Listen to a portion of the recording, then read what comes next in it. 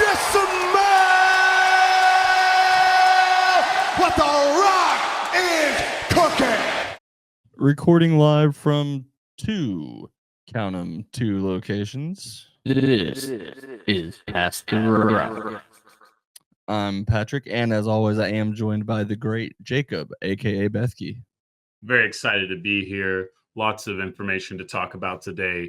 We're going to talk a lot about football, a lot about basketball, a lot about a lot. Yeah, it's an interesting time of year. Obviously, we got spring training coming up. The Rangers' first spring training game is in like 10 days. So today, probably going to do a pretty heavy breakdown of the 40-man roster and go over kind of what options there are in the bullpen, stuff like that. We also have the NHL's, well, I guess it's not an NHL, it's an international tournament, the Four Nations, USA, Sweden, Finland, and Canada. So we're gonna do a pretty nice dive into the USA schedule, key matchups, particularly against Canada, obviously. Breaking down the minor league system with the Rangers as well, right? I think that's that's part of the 40-man is you gotta know who's on spring training and who's gonna get an invite and who even has a chance to maybe surprise you, might push through on a fourth outfield spot or something. And then after that, I think we should also add time for Jake Burger related puns, nicknames, etc. Gotta get that cool Whataburger 30 jersey. minutes on that, at least. Yeah. So obviously it's a huge time of the year for sports, the start of baseball, mid hockey, mid NBA. We're clearly going to get to more Lucas stuff at some point. But what specifically did you have this week, Jacob? Oh, today we have to start with football because it was a very, very important time. The Dallas Cowboys have hired their new special teams coordinator, Nick Sorensen. And it looks like, wait, what is this? Fly, Eagles, fly! That's right, baby. Ceez is here to stop this nonsense, this BS talk about Jake Burger and the Dallas Cowboys. No, we're talking about this right here. The Super Bowl LIX champions, baby. The Super Bowl LIX champions. Come back in here, baby.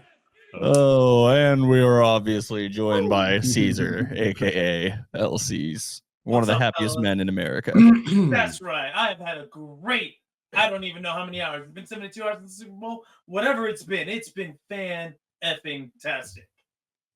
Yes, it has. It's been 72 hours since it at least kicked off, which and the game was pretty much over at that point, right? Shit. All right. Well, fellas, let's get into the real topics. We're talking about football. Now, I've noticed something, Patrick. We didn't have the intro because the intro would spoil things. I don't know if that's coming in post or what. I figured you might have something that you wanted to lead us off with. If you wanted to, you could use that now. Just hit the button. I'm just gonna fucking hit the button. Get ready for the intro that I had planned.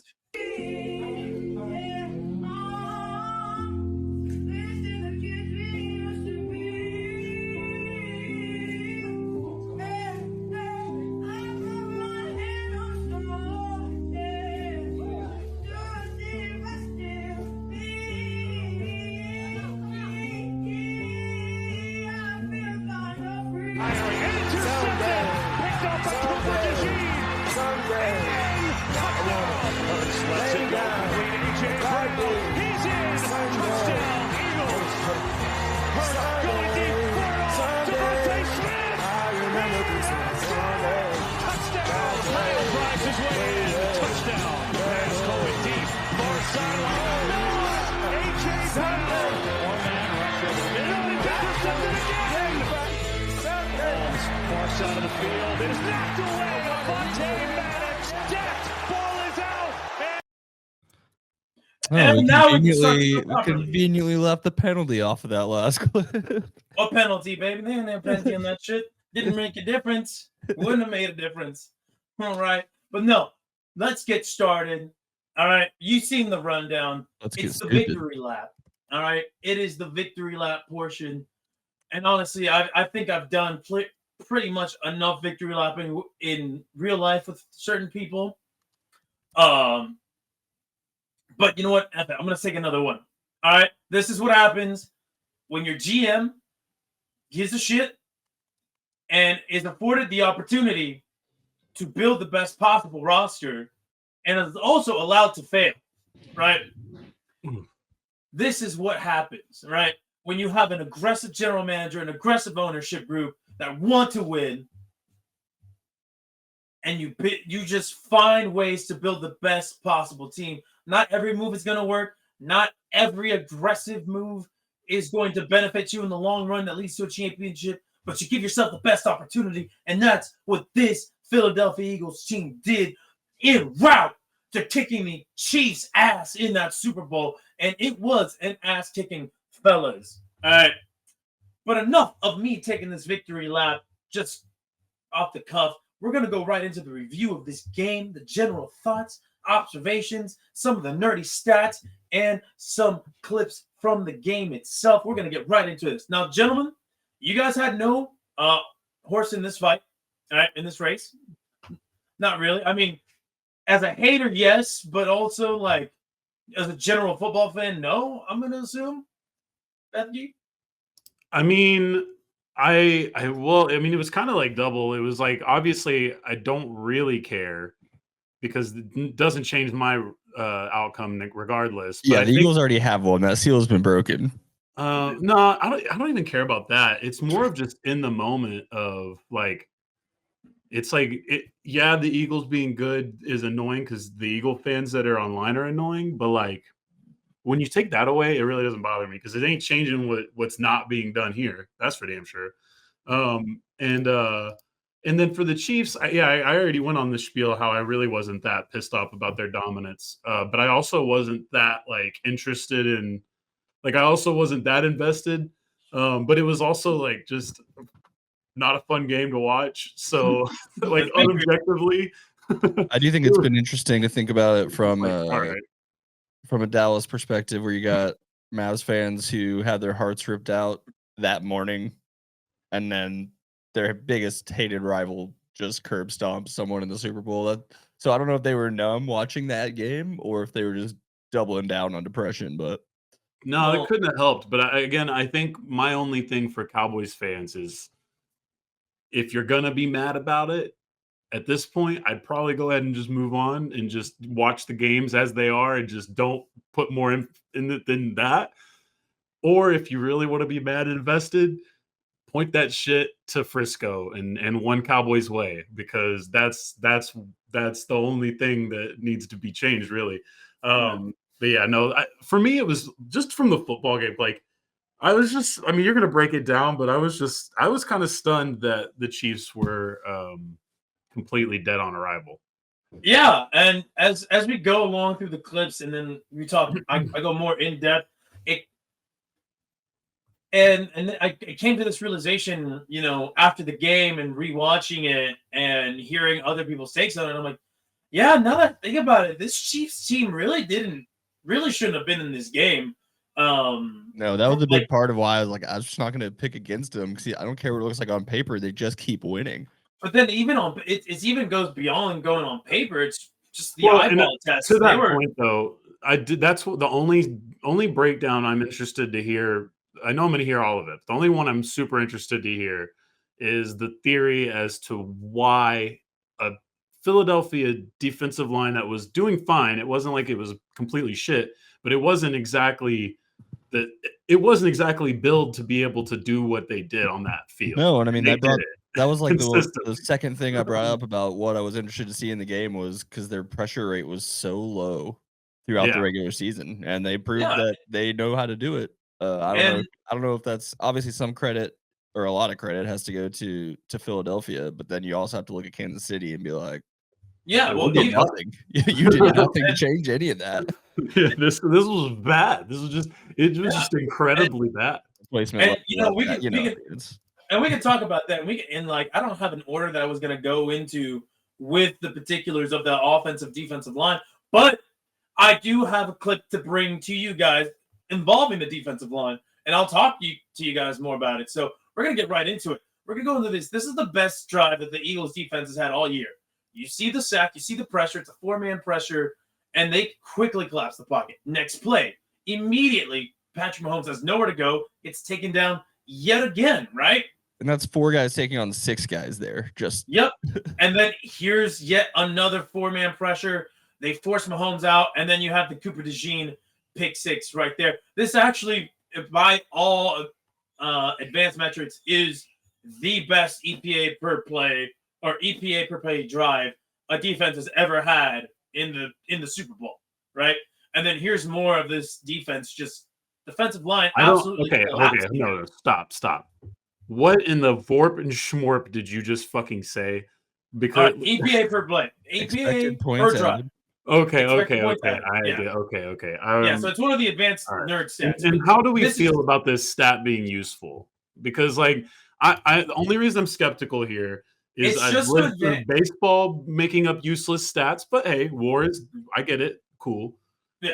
It NBA only did the adds same thing. NBA was like, let me give you a Raptor and a LeBron. I mean, people are giving me TS% as if that should be also, you know what I mean? Like every sport's got a few things. Shooting percentage is nice, but yes, what I'm saying is not one is individual stat tells everything, but putting them together, that one you can start to see where, like over a larger trend, that stat does seem to. I just want to know towards who's going to be more likely to win. To me, it's the PER meter. Like PER is the most overrated stat potentially in all of sports. So, if anything, is it anywhere near PER? I don't think so yet, but also but it is similar. But I think that it's because it's newer, it's a little more refined. Yeah, I was gonna say it's really new and it's still trying to be used. Oh my god, PER was the gospel to nerds for 10 years before they realized that shit had a big time doesn't count defense. I'll say this: big time defect in it. With EPA, I think it just adds more contact to the base stats that we already see. It helps paint a more clear picture. From my understanding, right? I don't always go to it because sometimes it's just, hey, it's big and I see ball. I see ball don't lie. I'm somewhere in between in that regard. But I'm just saying, based on that particular drive that you saw, where it's 2 sacks and then a pick 6, it's the best drive and I get it. Okay. I see how they measure it because it was such a literally it was as successful as you could. Every play was a negative on the offense. Yeah, exactly. I don't think they got back to the line of scrimmage at all in there, did they? But no. They only had 23 yards of total offense in that first half. The Chiefs did. Now, a lot of that is because in the trenches they're getting beat up. Now, you were talking about it. You're like, how did this D-line do it? And there's 2 stories to it, right? One, you said in the regular season they weren't that great, and no. They weren't that great early on in the regular season. They actually didn't pick up steam until late in the year once they've gotten adjusted to the Vic Fangio defense, which asks a lot of their defensive linemen because a lot of these defensive linemen are also going to be asked to hop back into coverage because they do a lot of sim pressures, which basically just means that a defensive lineman goes into coverage and a linebacker takes his place in the rush. Yeah, I had seen some stats where people were like they didn't rush that much, but they because they kind of got away with the rush numbers kind of got fudged because of what you just described, kind of is a little manipulation tactic to and also they never had to adjust because everything was just working. They didn't have to add anything. That's what it is. It's blitz rate if you bring an extra guy, right? Yeah, that's a blitz rate. And not just that, but the coverage that the Eagles had all season long was super tight, just really good all across the board. They didn't really need to generate a whole ton of pressure because quarterbacks weren't even completing the ball that often. In relations to what they were seeing in coverage. But the reason this Eagles team really did start to ball out towards the end of the season, right, is one, they were comfortable in the scheme. They've had many weeks now to be prepared for it. And I think that's one thing us as fans really don't appreciate a lot about whenever a new coordinator comes in is that, they had the offseason, the preseason to get used to it. Well, no, I mean, we don't know what tiny intricacies and details some of these coaches are trying to hammer into their program and which players are taking it to heart and getting the most out of it, right? And this is why, sorry to do this, Bethke, just kicking you while you're down, but it's the most relevant around here for me to think about why you want to sign your players on time so they go to training camp and can be part of the team building. And the Cowboys aren't the only team. They're just the one I'm most familiar with who seems to this kind of thing run on. literally they got called out for it by one of their own players right before the Super Bowl kicked off. Because so what this year did CeeDee Lamb do anything preseason? Oh no. Their routine. See, that's the thing that's why it's like I feel for people who actually have to report on that team because they will look you in the goddamn eye and pretend like the same shit hasn't happened every single way the same every year. And like they've been doing this forever. Tyron had to do this. They all have. It's like a rite of passage for Jerry to put you in the star. All that's basically to say that Howie Roseman just can't. I don't think there's a better general manager in the game right now as far as what he's turned around in 5 years. What were there like 4 remaining players from the last? There's 4 remaining players from the very first Super Bowl win. Pretty crazy. Yeah. And how much did Brandon Graham end up playing in the game? I believe he only played like 5% of the defensive snaps, so very, very little. Still pretty. And that is because he also was just coming back from a torn. I think it was a torn bicep. I can't remember what his injury was, but it was a significant enough injury that he thought his career might have been over. But back to this though, back to the line or talking about the defensive line versus the Chiefs' offensive line.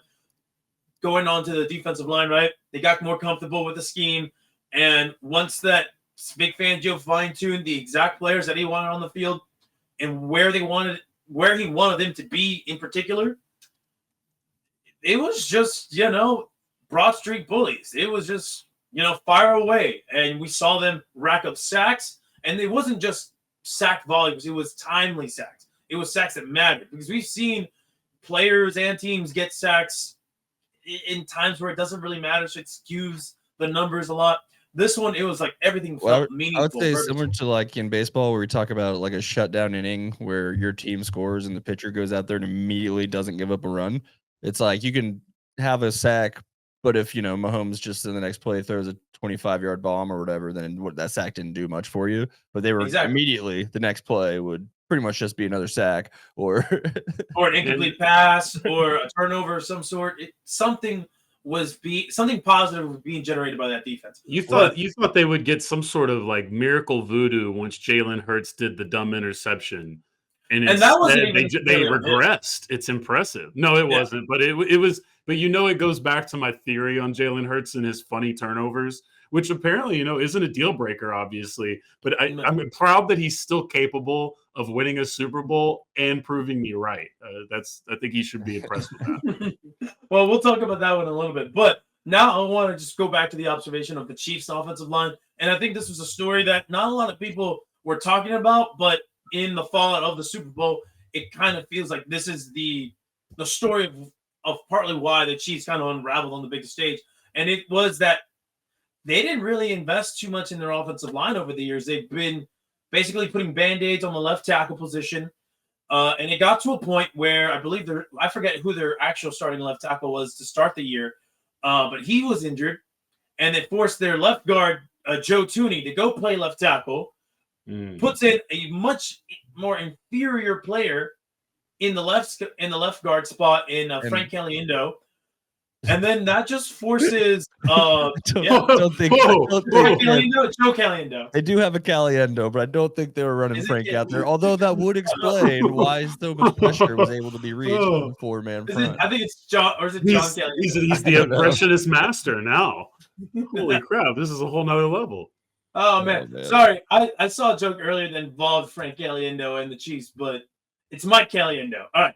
Anyway, Mike Caliendo, Frank. It didn't make a difference because I think Frank would have given up the same amount of pressures, if not more. But anyway, back to it though. So you put in the backup guard, Mike Caliendo, and you are essentially now creating stress along the interior of that offensive line. Well, yeah, you've got below replacement level players at multiple positions on your line, basically, at this point. Pretty much at left guard and at right tackle with Jawan Taylor, who's been cooked since the moment he got there. What's Tony playing left tackle? Like he's now below a regular, like he's not really a tackle. I don't even know if he played tackle in the NFL ever. I'm not sure either, but yeah, you are putting him in a position that he definitely doesn't play, and it's not the same, right? And the guy next to there's nobody. isn't helping him out. Yeah, because you're in guard. When you're in the guard, you have somebody to either side of you that can slide your way, or you can slide to help them. When you're a tackle, right? Unless the tight end's on your side to help you chip, you're sometimes left on an island, and you know. And Josh Sweat will get around you. Is that his name, Josh Sweat? Josh Sweat, or it was J-Lix Hunt or Nolan Smith. Josh make you sweat. Yep, he definitely made them sweat in this game. No pun intended. Now, with that said, that's a lot of the reason why that offensive line of Kansas City was absolutely destroyed in this game. Because, all right, think of it this way. You have Creed Humphrey, great center. Trey Smith, big, strong guy. I believe that's his name, the right guard. But also, I think he got hurt in one of the plays where he goes to pull around, runs into Nolan Smith, who's about 70 pounds lighter than him, and Nolan Smith absolutely fucks that guy's shoulder up. You could see it in somewhere online, but he pulls around. Nolan Smith launches his entire body right into the chest of Trey Smith, and then it blows up the play, and it leads to a loss for, I believe it was Kareem Hunt on the run play. But anyway, yeah, that was the story. It was the battle of the trenches, right? They lost. This game was won and lost in the trenches because you look at the Eagles' offensive line. Yes, they could not get any push for Saquon Barkley. The Kansas City Chiefs sold out to stop the run. I mean, anytime Saquon got the ball, there was 8-9 bodies all around to stop Saquon. But when you have everybody up in the box, what does that do? That opened up the pass game. Wait, did he get to 150 yards rushing? No, he only got like 93. Oh. Yeah, 57 yards rushing, but he did have 97 total yards of offense. What I would say is, like, yeah, they were containing him, but containing him is still like he's getting still another yard or two more than any other running back would have. So they're still running a shorter field. Yeah. And what I think gets lost a lot is he was so good in blitz pickup because those Chiefs love to blitz.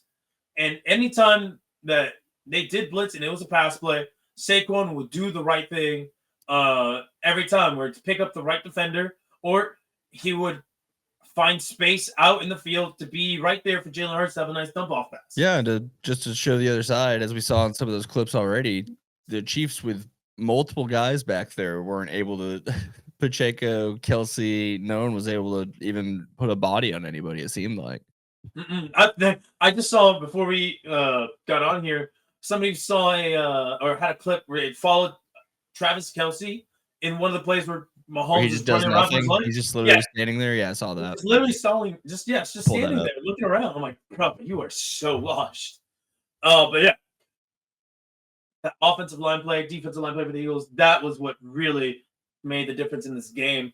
And yeah, it's just the more that the game wore on, the more the trench play was, showing itself to be what it was. It's like, damn, y'all saw me on the Discord. I was freaking out early in the game, and then I was just fucking losing my shit. Granted, the more excited I got, the more alcohol I was also consuming as I got excited. All right, is this it? Yeah. Here's Kelce middle, literally just standing, puts his arms up. Not even trying to engage the defender. And then guess what? His defender is the one who hits Mahomes at the end. Forced the fumble, too. And Mahomes is lucky to recover that one. He's just standing there. So is he getting cut? He just throws his arms up. Oh, wait, man. Cesar, did you get the picture of his outfit when he was leaving? The Boogie Nights outfit? Yeah. One sec.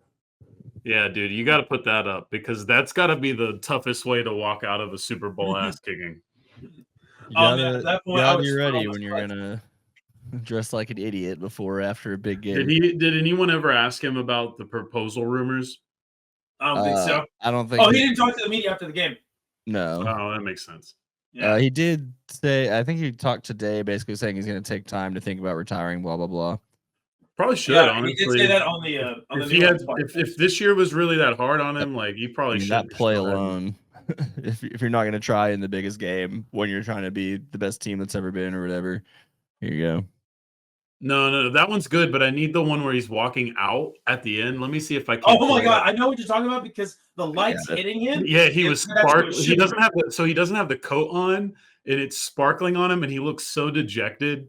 And I'm not gonna lie, that shit was funny as hell to see on Twitter. You're just like, oh god, that's. I know what you're talking about. That's a tough look. But hey, man, that's what happens. Meme format. I'm sorry, I'll take it. Oops. What did it say? I'm sure the Eagles fans have had fun with it. Yeah, you can see that sparkle. Look at that. I know he's like a little disco ball. His F glistening. Yeah, that was the tweet, but the tweet actually had the full video. But that's funny. That's good. I mean, you get it there. You already get the idea perfectly in that. Yeah. Now, with that, the last couple of observations that I had from this game, that I don't think enough Eagles fans are talking about. Listen, our punter wasn't out there a lot, but it felt so good to just see a good special teams not ruin shit for you in the Super Bowl.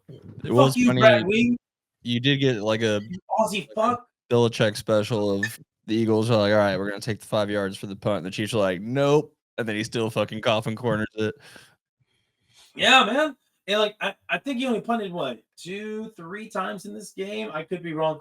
But here's the thing. If your punter is not talked about one time in the game, you have a good punter. Right? Like he's not talked about in the Super Bowl other than like, he punted twice. Put them inside the 22 times. I'm like, oh man, special teams. And then Jake Elliott actually made his kicks. Didn't stress me out this entire game. Went 4 for 4. I'm like, oh man, where's this? Didn't stress you out? No, Jake Elliott did not. Yeah, no, he did stress me out, but the stress wasn't compounded on by that one that went right over the top of the post, and I'm like, oh.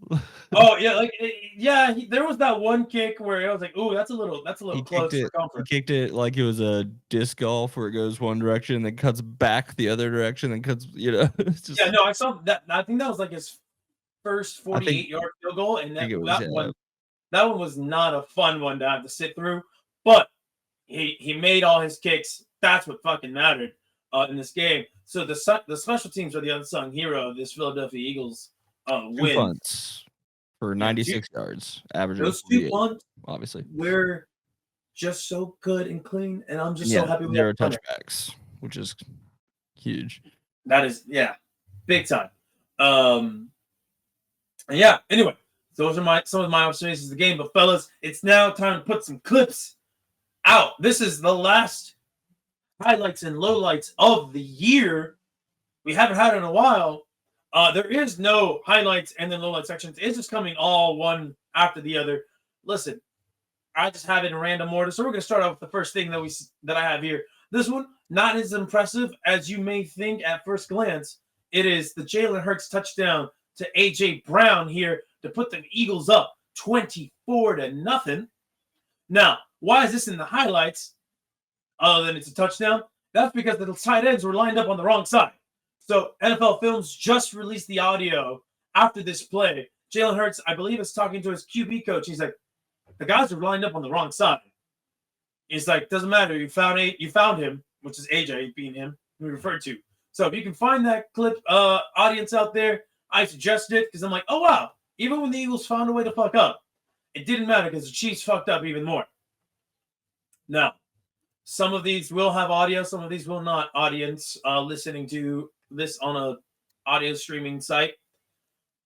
And this one will have audio. This is the Mahomes pick six that we already saw a little bit earlier. This one, guys, I was jumping out my seat. This one actually made me go fucking crazy. Mahomes pick six to Cooper DeGea on his birthday. Oh, wait. There we go. Looking, firing, intercepted. Picked up by Cooper DeGea. Gets a block. DeGea is...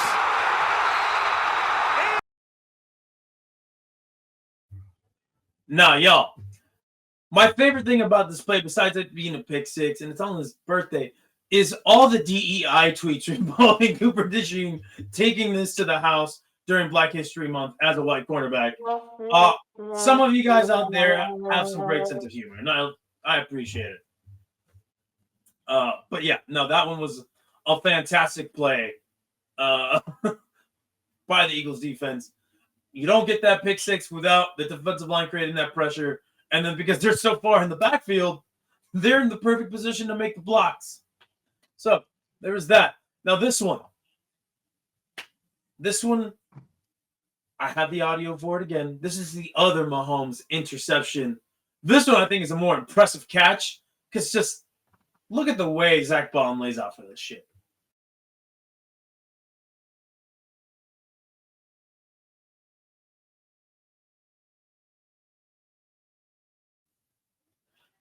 And that's after the Eagles defense, I believe, or no, special teams pinned them down deep in their own territory. So if you get that interception, you're working with house money at that point on offense. You're not walking away with anything other than nothing less than a field goal, as long as you don't make it, a turnover of your own. Now, guys, you've seen these interceptions. We saw the calls, or we heard the calls from Kevin Burkhardt. But you ever wonder what it sounds like from across the pond? Well, wonder no more, because this is a highlight of commentary, not just the play itself. To try and make some magic. A night where he's trying to establish his legacy. Steps his foot, has some RJP right, rushes out to the right-hand side, has a man down, throws the interception at the 39-yard line. Returning out to numbers 25, 20. Cooper DeJean down to the 10, down to the 5. Touchdown, Eagles! Cooper DeJean goes all the way across the formation, returns the ball. God, you got all the way across the formation. Man, that guy that's passion right there.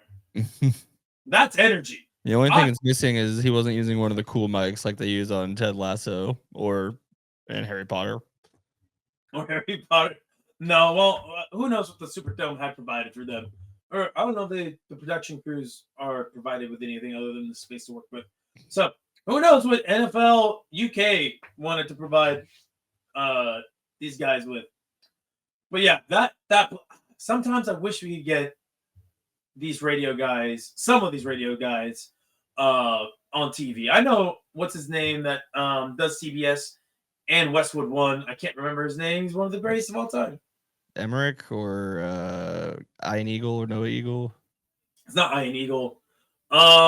He's it'll come to me at some point, or maybe you can look it up for me. He does the CBS broadcasts and the Westwood One broadcast. He does a lot of basketball too. CBS, Westwood One, football commentator. This is really bugging me because I feel like I should be Kevin Harlan. Oh, Kevin Harlan, that's my guy. Yeah, Kevin That Harlan. was my first thought, and I was like, well, he'll remember Kevin Harlan. It must be someone else. No, it was Kevin Harlan. It's like, because Damn, I didn't want to screw up his last name. Sometimes I'm like, don't call no, him I Kevin like Harlan. him. Is he officially the new NBC guy yet? I'm not sure, to be honest. I'm gonna Well, look that up. because he's on CBS Radio through Westwood One, so I'm going to assume he's not going to be on NBC as well. No, I'm talking about It's weird how some of that works. basketball. Because you can kind of work, yeah. Oh, dude, that's cool. I didn't realize Kevin Harlan actually started in back in the early '90s doing NBA stuff. Yeah, I always thought For NBC, so that's cool. But no, nothing looks like it's official. Amazon. Amazon's gonna take Kevin Harlan. I don't like that. Son of former Packers president and CEO, of course. Packers. Yeah, but yeah, Kevin Harlan's call on the play was also really good. I wish we could get more Kevin Harlan on like the big games on TV and not just through the radio when it comes to football. But anyway, we'll move on to from get that. him away from Reggie Miller before he kills Reggie at this point. Yes, please. Now, gentlemen, another play that I have here to show you guys. It's more of the Eagles just being a suffocating defense. We saw this on the long clip that I had, but this itself should be mentioned in the highlights. 4-man rush, pressure again. Mahomes in trouble. Mahomes sacked again. Third of the day for Philadelphia. Because if you looked at there, it's like, all right, he gets away from one guy, tries to run upfield, but then if you just look, there was nowhere for him to go. He was never going to escape that rush under any circumstance other than letting the ball go. Can we run that one back one more time? If this is what I'm thinking about. 4-man rush, pressure again. Mahomes in trouble. Mahomes sacked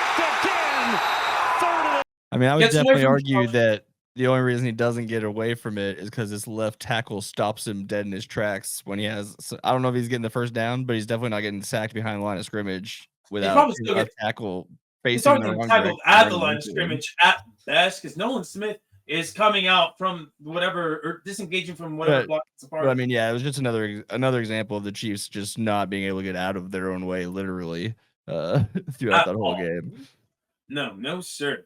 Now, we do have another instance where this one, I believe you mentioned it earlier as being the one with the penalty. And it was a penalty. Not that the penalty actually meant anything to the play. I just thought it was funny that clip decided. To cut off, right? Well, I cut it off before the penalty was I guess that it already had the part clipped off. But either way, this one was the strip sack of Patrick Mahomes. And, well, Jalen Carter was giving Mahomes the business on this play. I see that. So here's Mahomes. What's he got left? Pressure again. Decked. Ball is out. And the Eagles have it. Milty Williams with a strip sack. Philadelphia takes over. 37-6. Your franchise guy gets the ball stripped from him, gets his face mask caved in by Jalen Carter. And then Milton Williams not only gets the strip sack, also gets the fumble recovery, just to add, a little more insult to injury on that one. And then, the refs did throw a flag on that, but the penalty was enforced after. Yeah, this was an unnecessary roughness, not a, or was it a person? Was it unnecessary? It was a personal foul, but yeah, it didn't offset the fumble. No, yeah. Yeah. So, which sometimes I forget that can happen that way. I mean, and I feel a lot of times I feel holding calls, they should really consider where they're pulling you back from and stuff, but true. Especially like defensive holding. Exactly. Now, here is a play that, there's no audio on this one, fellas. I got to shout out this guy because all year I loathe seeing him on my screen. So to see that he actually played in the Super Bowl and then made a good play and wasn't absolutely cooked, man, Avonte Maddox, you always have a place in my heart early in your career. And this one right here, key pass breakup, right? Now, at this point, I thought it was going to be a clip of Gardner Johnson holding A.J. Brown away from Nick Sirianni. Oh, no. It was a good play. Bro, that's such a weird fucking team, man. Because, A.J. Brown blows up on Sirianni, and then the very next series catches the touchdown pass, and they're immediately all lovey-dovey. I mean, we talked about it. Was it last year where Kelce bummed Andy Reid, and then it was all good? Oh, yeah. Yeah, like, we just got to realize, it's well over, like, 70 guys on the sideline. Not testosterone, not a stress. Things like that happen. Now, this one right here, I have three. I should have four more to show to the audience at home. This one, no audio either. Not two. Not three. Not four. Now, this one, guys, this catch right here, earlier in the season, would have won us a game, but it was dropped, and it was leading right into the bye week. The Eagles go 2-2 into the bye week on this particular play. Fast forward to the Super Bowl, it's the same type of play, and this time Saquon Barkley, boy, did he come up big on this one, even though he stresses us out by not grabbing it initially, but then makes the catch, falling backwards. Oh, thank you, Saquon. He may not have been an asset in the run game, but it didn't matter because he made his impact known in the pass game. So, speaking of impact in the pass game, what more impactful pass play was there other than this? It's Patrick Mahomes throwing a 50-yard bomb to Xavier Worthy with a minute 50 left on the clock. It is funny to look at Xavier Worthy's stat line and not be like, oh, well, clearly the Chiefs just dominated this game. What was the meme? Was the meme that wasn't the one that created the new Chris Paul meme, right? No, I think that was one. That was the one. I want to say. I mean, that would have to be right. Or no, it was the first. It was the first. I think it was the touchdown. first one. I think it was the first touchdown because I don't think the score was as high. It was the 34 30 to 46. Yeah. And I remember the video said the NFL says quick. Yeah, the NFL posted it and it says they react quickly. Worthy response quickly. Yeah. Yeah. I was like, NFL, please stop that. No, that's a lie though. There was a more impactful pass play and more impressive because the backups weren't in on this game in this particular pass. It was the dagger to Smith. Makes a huge play. Now the Eagles get it back. We're going to run some clock, or maybe slow the dagger. Hurts going deep for it all. Devontae Smith. He has got it. Touchdown.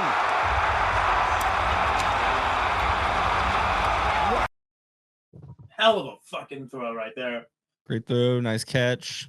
And that what I mentioned earlier, right? The Kansas City Chiefs sold out to stop Saquon Barkley. You saw that play action. That entire defense got sucked right in, and that allowed for one-on-one on the outside to Devontae Smith.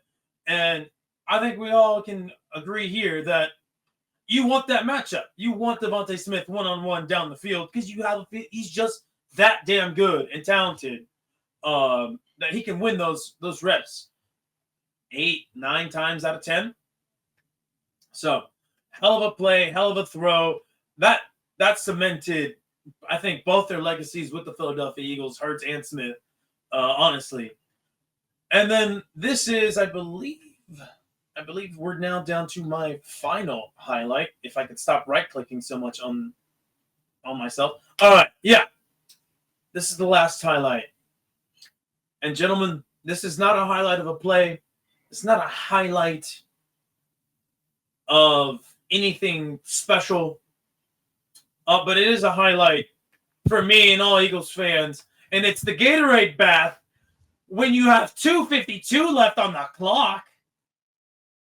Game's not even over yet. I'm glad you brought this up, actually.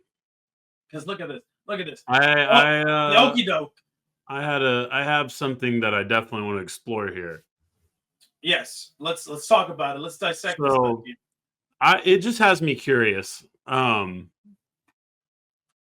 much? So, Patrick, do you know how many people bet on or is there a way to look up how many people bet on the color? Oh my God! Yes. Yeah, if we can trust the stats, I'm sure I can.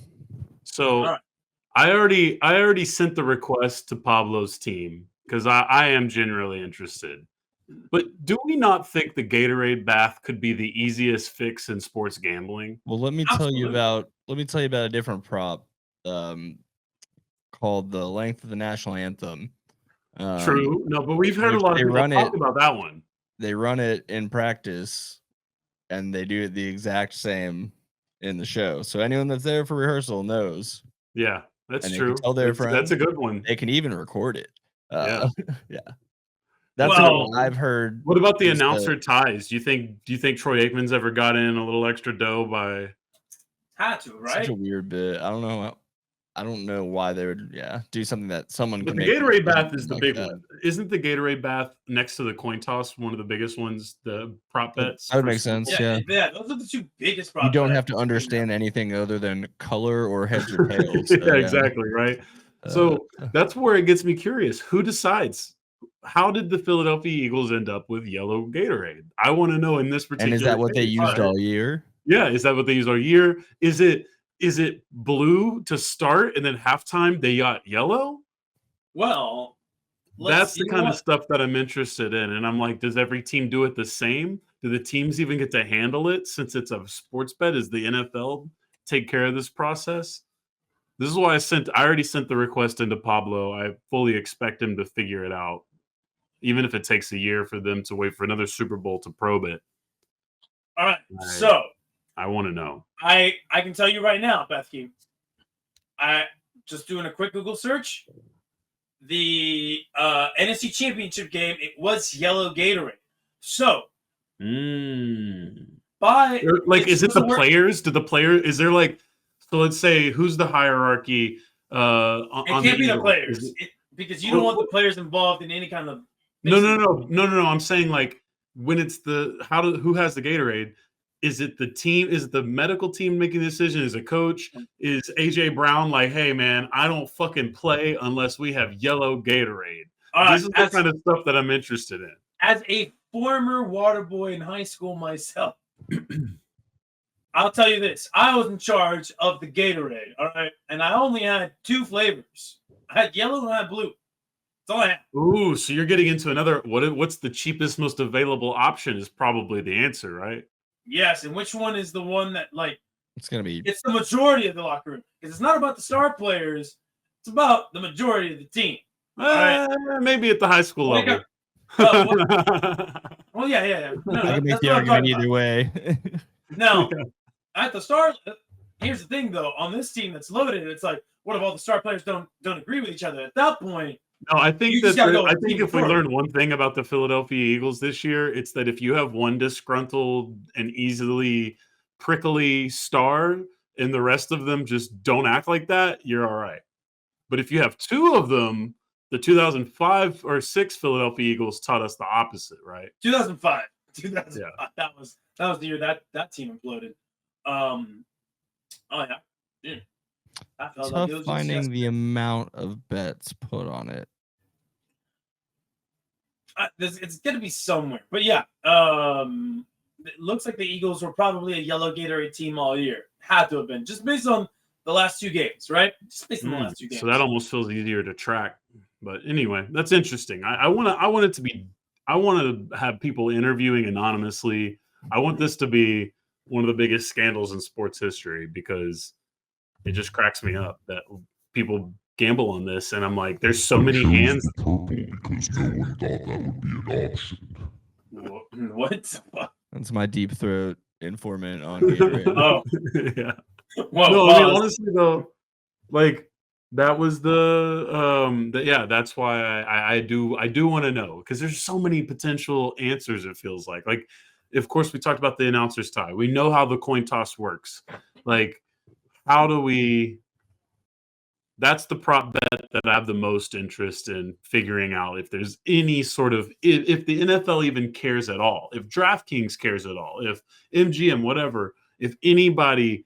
Well, loses I feel like you can't get that or much makes money any on this preps. bet anyway. You know, it's the No. lines are probably So so what's the line? What is the stakes of anyone potentially gaming this system? I imagine the highest you can get back is just. What if it's like? But what if it's like a nice little like lick? You know what I mean? What if it's just a simple little thing a group of people do every year? So I'm trying to make this work. this year Probably they had first yellow, green, and lime all together at plus 120, and purple was also plus 120. And then blue and orange are much higher, red, pink higher. Then they also offered clear or no Gatorade bath. And do you think there's this Excel sheet we can get with the history of Gatorade baths? Yes. I was just reading a bunch of them, trying to find the amount of bets. At least I can see the number of times since they've been recording it. Orange, it's been orange 5 times. Then we've had blue, clear, yellow, purple, and none all 4 times after that. Sorry, orange 5 times, and the others 4. There you go. Yeah, there you go. Now, That's what everybody tuned in for is the Gatorade bath. All the sickos out there that love themselves some cheap thrills. The Gatorade bath was there for you. But yeah, man, that's the highlights and lowlights. Now, guys, I can't end this yet because there's just so much still to talk about, right? And I'm just gonna throw out some nerdy stats out there for you guys, all right? Because, gentlemen, I think we can all be in agreement there. Watching this game, it was probably the worst Patrick Mahomes game we had ever seen throughout his entire career, right? And the numbers bear fruit.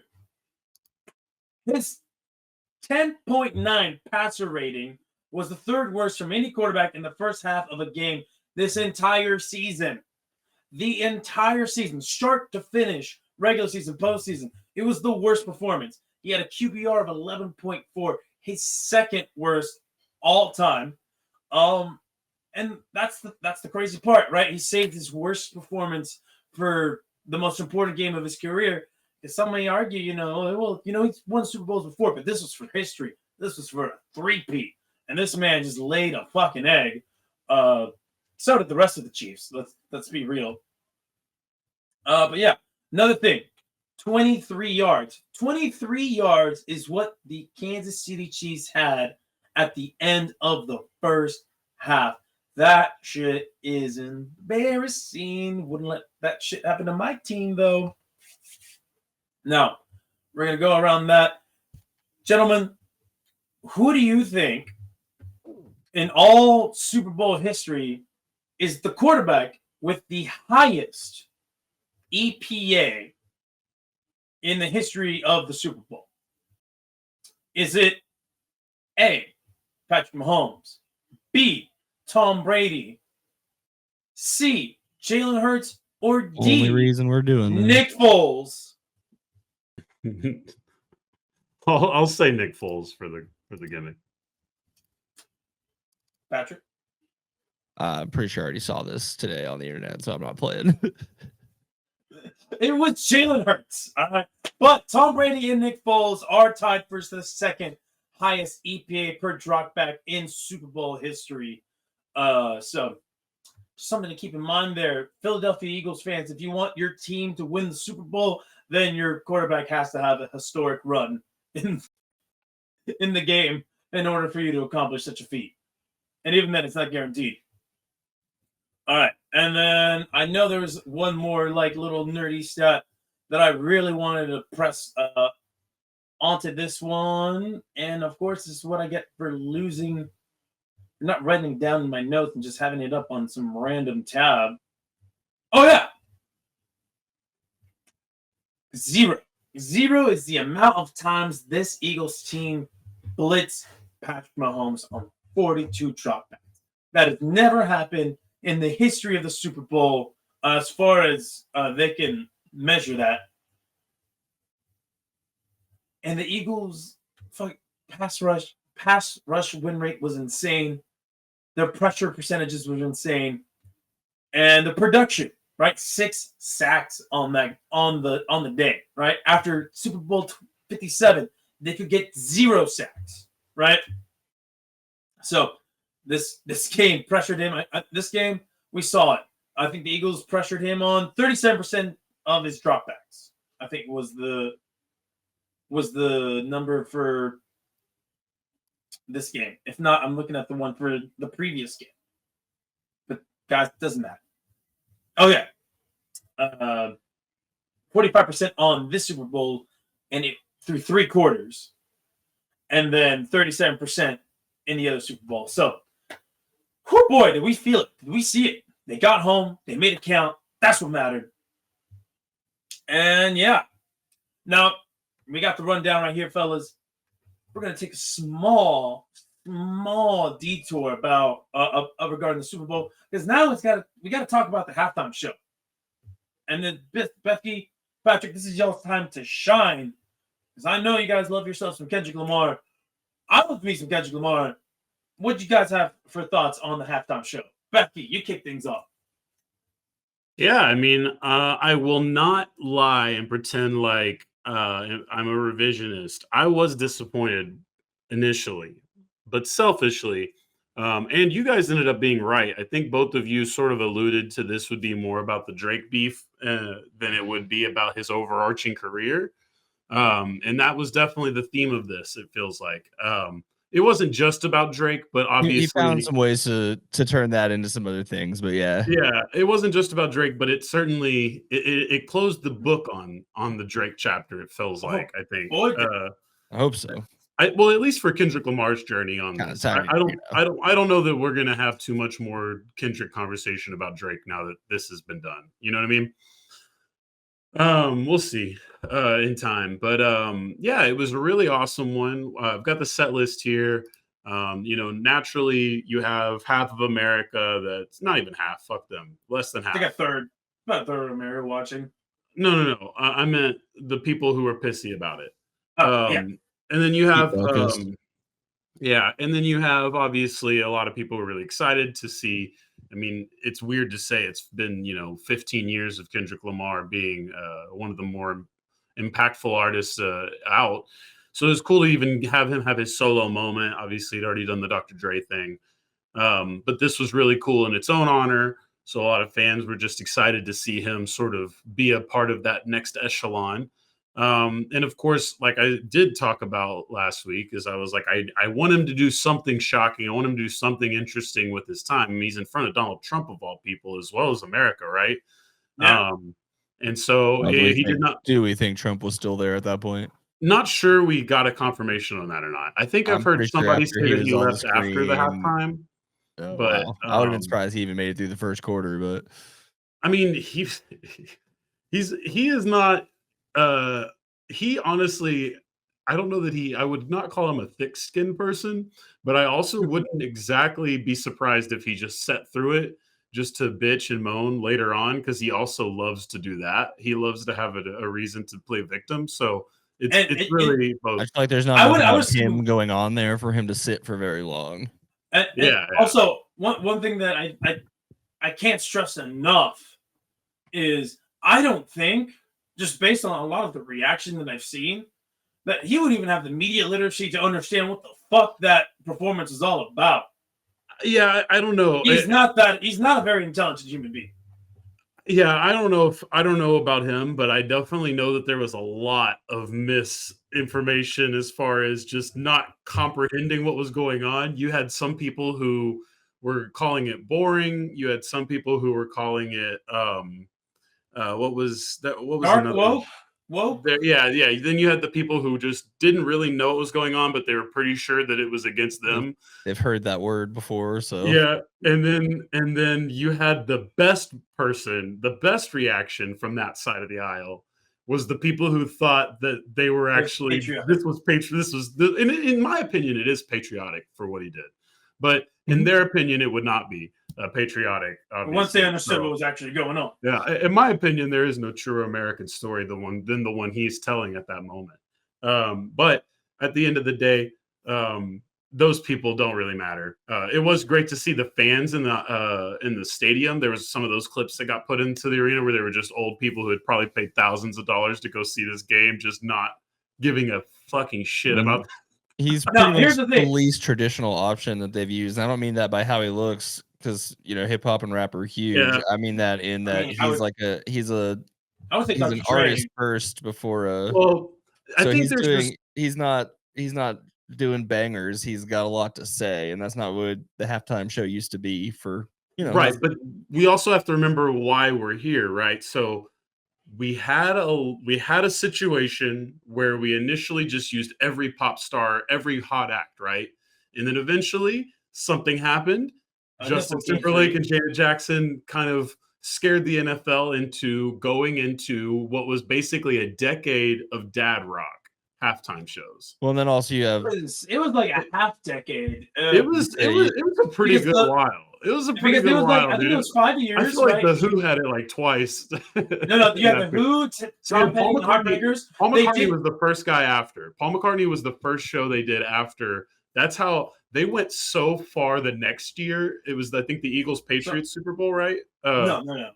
Oh, yes. Yeah, he was that one. And he was and Paul McCartney was their halftime show, and obviously I love Paul McCartney, so that was awesome. But it was as safe as you could have gotten at that point. Here's where they started to let up. I want to say, you can correct me if I'm wrong, Patrick, if you're looking down the history list, but once they handed the reins over to Prince. Well, Jay-Z is the other factor. Well, Jay-Z Prince came before Jay-Z. Well, no, Jay-Z's like in charge of putting it together. Yeah, Jay-Z is. Yeah, but like that was the Prince came before Jay-Z. Right, but you also have to understand Prince is kind of dad rock. It's not one for one, but that's not that far of a. He's a Venn diagram. Yeah, there's a lot of. That's why I said they started to let the reins. They started to let the reins get a little loose. Right, but then Jay-Z and Rock Nation got a part of this, and then we've had Rihanna, Usher, Beyonce, The Weeknd. Don't forget though. I want to say I believe it was the first Super Bowl in Jerry World where they started to go back to pop artists, right? Because you had, I want to say it was Black Eyed Peas and Usher. Which but that was I got a feeling absolute worst things that's ever happened. Yeah. But when did Rock Nation get involved with the NFL? Because that would have been mid 2010s. Because that's only been about 6 years but I mean, he's been in charge. Like I said, it's the last 6 years have been, Usher, Rihanna, Beyonce, The Weeknd. All right, because let's see. We're gonna go. I'm just gonna go quickly, kind of off of from the Eagles, right? Eagles Patriots, the first one. Paul McCartney. The next year, you have the Rolling Stones. Then you have Prince. Right, Prince, still in the dad rock. Dad rock. Tom Petty and the Heartbreakers. God, God rest his soul. Great dad rock. Bruce Springsteen in. The peak of dad rock. All right. And then you get to 2010 and the Who. I forgot Bruce Springsteen got it. Right?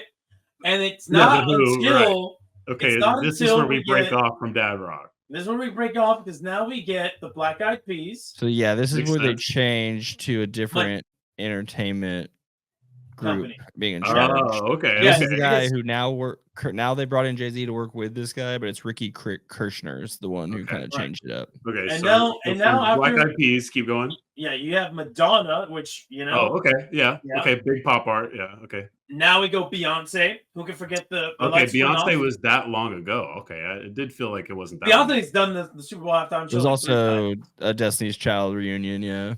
Dr. Dre. I forgot the Dr. Dre one earlier. Yeah. And then we can't forget it's Bruno Mars and the Red Hot Chili Peppers. Okay, I definitely forgot Bruno Mars and the Chili Peppers did it. He's all wrapped up in tape and shit, right? Hey, good for the Chili Peppers. That was the weekend. Bruno Mars just played all the instruments, right? Yeah. That was cool. And then that was a really good one. After that, you get Katy Perry with Missy Elliott, Left Shark, and Lenny Kravitz. Oh fuck! Yeah, that was. What were they even doing? Oh, get ready. All right, now here's the one. It's the most forgotten one in terms of who the actual main headliner was, because you had Beyonce and you had Bruno Mars, Mark Ronson, but the headliner was Coldplay. They just had their first EDM / pop songs coming out. And it had a couple of all right ones, but it was still pretty much Coldplay. I mean, they're built for that stylish show. Them and Beyonce, that's what their shows are, is for those kind of massive. Their stadium rock. Yeah. Yep. Now we get into Lady Gaga the next year. Right, Gaga had it. And then she was a solo act because she has enough hits for that. Justin Timberlake, which a snooze fest. Right, and that was kind of fucked up because they brought him back, but then they've never really, Yeah, which is really sad. Kind of takes the L. Yeah, it's really sad that the Justin Timberlake. He's got a lot better songs than she does. I mean, it is that simple, but at the same time, it's the NFL, so it's not like they give a shit about protecting the shield. Is my favorite quote that all these assholes use. Now, here's one that just did not make any sense when you look at the combined acts. You have Maroon 5 as the headliner, but you also had Travis Scott and Big Boy. Oh God! So it's in Atlanta, which is why Big Boy's there, and I think Travis Scott was their potential bridge for that one. Rap songs. That one pissed a lot of people off too because they had such a good moment, and I mean, ultimately, Tom Brady would have fucking pissed all over it. They had such a good moment because that was when Migos were basically the biggest artists on the planet, and then they could have done a whole Atlanta,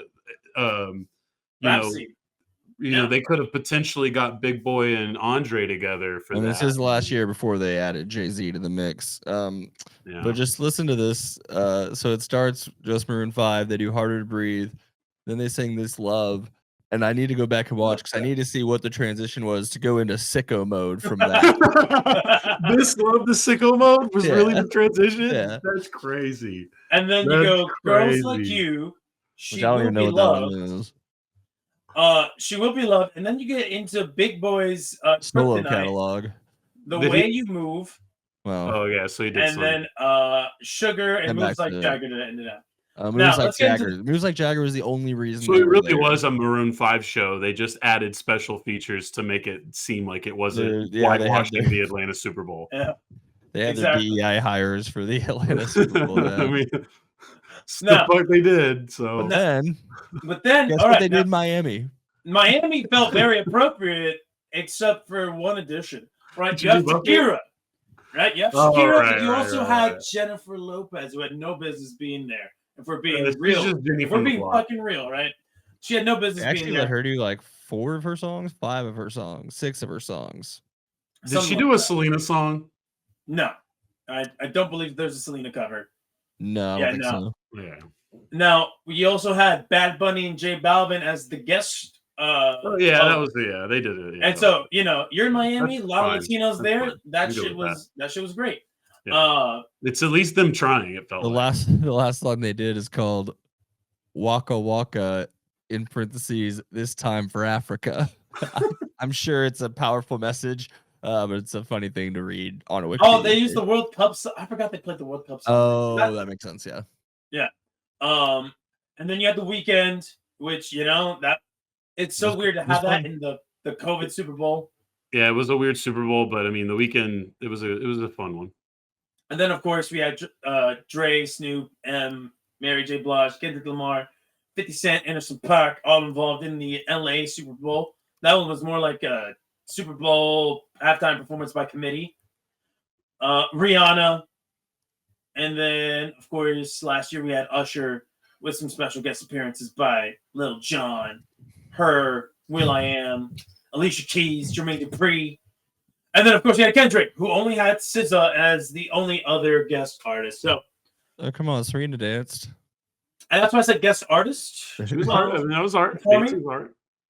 Yeah, but she's an athlete. She's an athlete. Man, Uncle Samuel Jackson. Uncle Samuel Tom Mule Jackson. Yeah, so so we had Sam Jackson was also your surprise guest to start this off, leading us off as Uncle Sam. That was great. He pretty much filled the role of like what Jim Carrey did on that Dawn FM Weekend album, just narrating. They bring it back to him every once in a while, does transitions. It was awesome. It was cool for the show. So allegedly, PlayStation was what this was based off of. Kendrick wanted it to sort of mimic video games. Yeah, so you could see Game in Over the was corners the final. the X, square, triangle, and circle at the beginning, but I wasn't sure if it was PlayStation or Squid Game. Yeah, it was a little Squid Gamey at first, but no, he did you say can work those together. That's fine. It was. Yeah. He did end up, or they ended up saying that was the point. Was it to look like a video game? Obviously, it says Game Over at the end. And which seems seemingly a reference to the Drake beef, I guess. Whoever, I mean, maybe it's the last time we ever see Kendrick Lamar again. Who knows?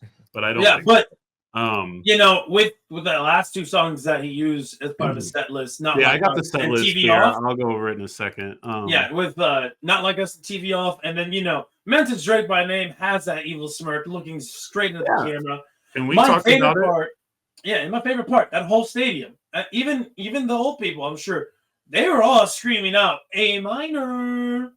Yeah, that was great video cam that we got eventually from people's phones.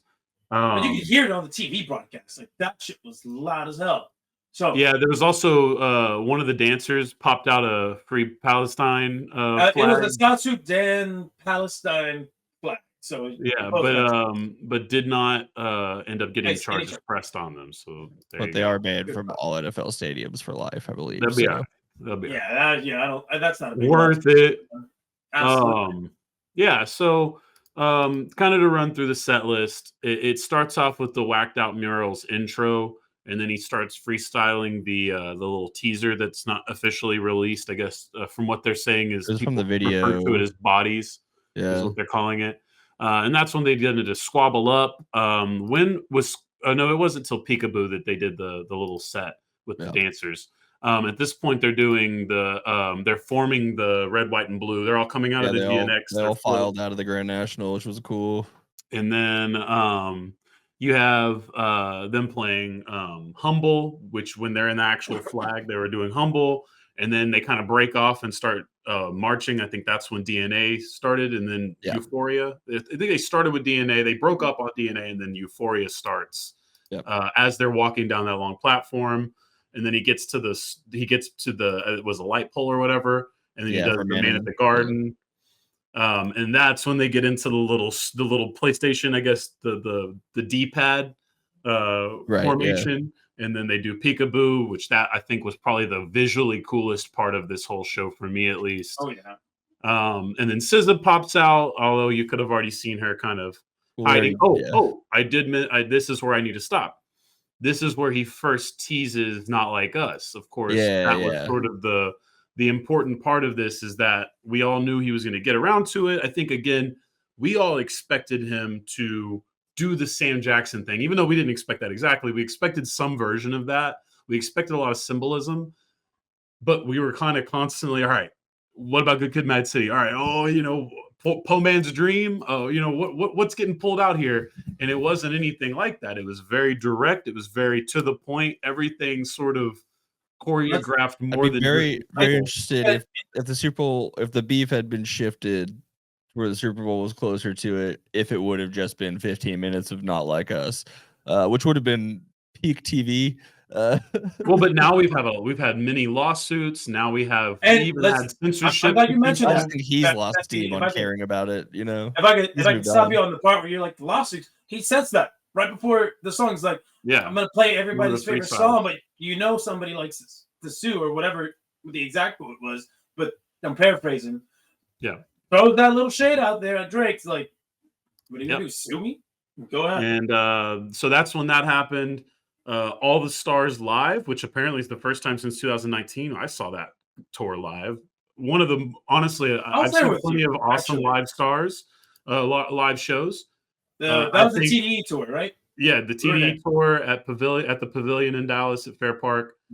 Probably, I would say that song performance easily one of the top 5 things I've ever seen live. I mean, SZA was unrecognizable from it was almost like they were playing the live track.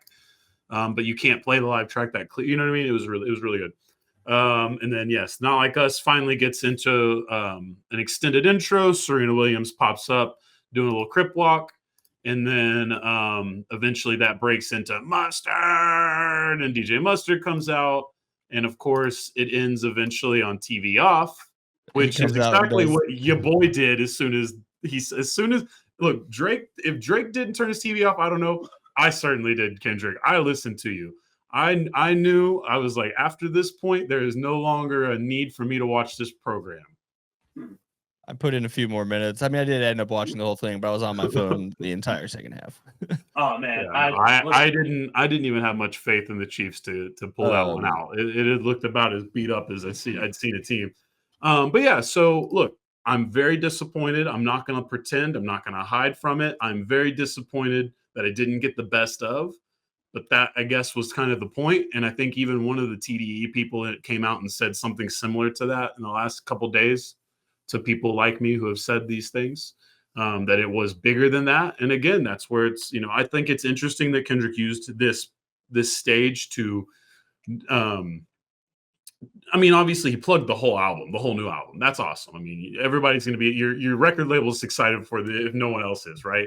But as far as this being what I have to assume is the last we'll ever really see of him mentioning the beef directly. He might reference it in passing in the future, but like at this point, it feels like he's got to be sick of it. Yeah. Yeah. It feels like there's nothing else to be said either, really. No, not at all. And listen, when you have the set list break down the way that it did, the visuals, and it's open for interpretation, and you can bet that Drake saw the game over and like, all right, he was probably seething at it, but you can't go anywhere if you're him other than you maybe just gotta move on. Drake Cup halftime show. Yeah, but did he tell his team to leak the information about him and Party Next Door's new album? That's right. Well, the first thing that he did was fucking throw a photo up there of him hugging Serena's old agent or some shit or manager. Well, apparently he also got on a Finsta.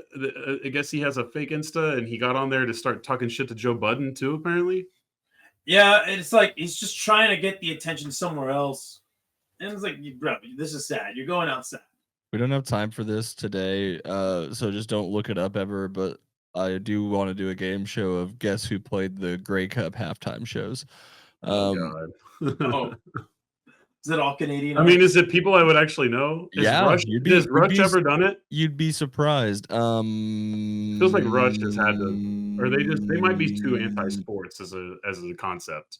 And they didn't start doing the Grey Cup till the 1990s. So okay, yeah. Well, I mean, Rush was still around, but yeah, I don't think you could have got Geddy Lee for any cheap price at that point. This could be an off-season thing. Yeah, that's Notable- for another time. Notable baseball historian, Geddy Lee. There you go. All right. Now, I think we're done with the halftime talk. Would we say? Yeah, I mean, at this point, I mean, I don't think there's too much else to say. It was a great time. I need to go back and watch the video because I mean, you said you're disappointed, maybe more than the set list. I was just disappointed because it seems like they can't get the live mix to sound right. And obviously, rapping is difficult live too. But I want to go back and watch it since it's been touched up. No, he sounded. I mean, he did an amazing job rapping. Like, obviously, the way he had to switch things up, the way he performed that live. For sure, yeah. I need to hear it. Hear you. I need to hear it touched up a little bit because in the moment, I wasn't entirely sure what was going on every second. It's much easier for them to portray the guitarist. It's easier for them to portray the vocals when they're singing it. It's a little bit more difficult. I think it's like this no matter who's out there.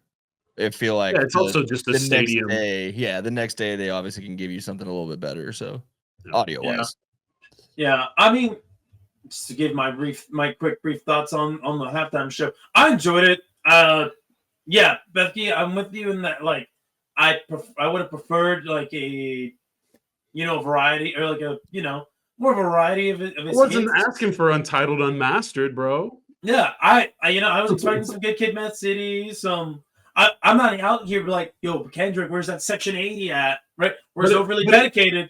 I do understand where people were like, hey, you know what? Some of those songs just wouldn't have fit the theme of what he was pulling off. And exactly. And also most artists don't want to just keep like he's like an artist in the true form, not like he's not a pop star, He's literally like trying to make things that feel things. But also there's a documentary called Shut Up and Play the Hits. All artists should watch it once in their life.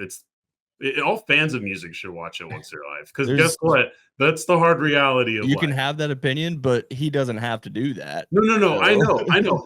It's not necessarily my opinion. Yeah, it's the reality of industry.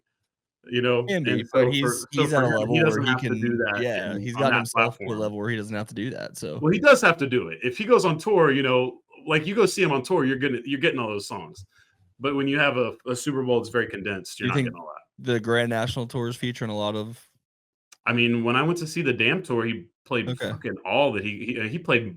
He didn't play a lot of Section 80, but he played all the ones he needed to play from Section 80. Ronald Reagan era, all that stuff. Yeah. I just assume he's doing like the tour for the album. He's doing that stuff, and because it's very easy to toss that shit into a medley, so that you give the people what they want, and you don't have to sit on it for a while. Yeah. But yeah, I just think he had the opportunity to put on, essentially make a musical for his album, and he did that. Mm-hmm. So for the most part, yeah. And like I said, once I saw. Arguably the most thematic, I think, halftime show's ever been. Absolutely hilarious because it was the wrong choice for the country as far as like what people want to think they want to consume. Like there's a reason I heard this mentioned today. There's a reason they don't throw Radiohead up there. Like they'll put on an awesome show if you want to hear it. Well, yeah, some of it's just like it's also just the artist, right? So like you're talking about radio. We always make the Kanye joke because he's unruly, right? But Radiohead's on the other side of things where they're unruly from an artistic standpoint because they're like, hey man, you got to play Creep, and they're like, the fuck did you just say to me? Yeah, the guy who doesn't want to be in a rock band, despite being in one of the most famous rock bands of all time. Exactly. So it's a little bit different on that. Yeah, there's different levels to the artists. Yeah, that is one thing where because Kendrick's hip hop, he's able to because they can still find a way to sell that. Yeah. Exactly. It'll be interesting to see. Is Jay-Z done with it now? Not until he performs himself, right? Yeah, that's fair. Yeah, Jay, that is weird, but I guess maybe that's his way out. Is he's like he gives it to the successor, and then the successor's like the first person I have is Jay-Z. And then I have to do it. Is Jay-Z ballsy enough to put Kanye on stage for just one song? No, not this year. Not even the one song from Watch the Throne. No, I don't even think he touched that song. He does it solo. No, he definitely does it solo. He does it solo. That beat was too big for him to ignore it. You can't do it solo though. There's so much. You have to have someone doing those. You can live. do it solo because you could do a different section of the song. You wouldn't necessarily do the build up. It wouldn't be the fun part of the song. Yeah, it's You like, would throw it at the end of a medley. Is like that. You wouldn't Yeah. even. You would just kind of tease it like 15 seconds, and then you just no, what he's move on. not going to do is freestyle over it. Hey, he doesn't write anything down, bro. One take home. One take home. There He you doesn't go. write anything down, but someone does.